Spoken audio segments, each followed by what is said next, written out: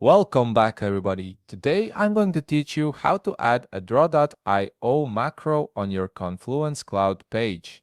This is incredibly useful if you want to create visual diagrams, flowcharts, or organizational charts directly within your Confluence pages, making your documentation more interactive and easier to understand. Let's walk through this together step by step. First, open your browser and head over to atlassian.com.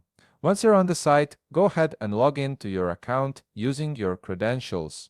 Make sure you're signing in to the correct workspace where you manage your Confluence pages, as this will determine which pages you have access to edit. After logging in successfully, navigate to the specific Confluence page where you want to add your diagram.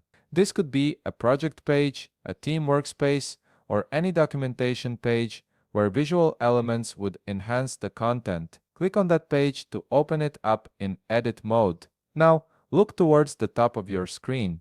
You'll see a plus icon in the toolbar. This icon is your gateway to adding various types of content and macros to your page. Click on this plus icon and a search bar will appear along with some content options. In that search bar, type draw.io. This will filter the available macros and bring up the draw.io diagram option. Once you see draw.io diagram in the results, click on it to proceed. A dialog box will now appear, prompting you to set up your new diagram. The first thing you'll need to do is input a diagram name. Choose something descriptive that reflects what the diagram will represent, as this helps with organization and makes it easier to find later. After naming your diagram, you'll be presented with two options. You can either choose from a variety of pre-built templates that draw.io offers, which can save you time if your diagram fits a common format,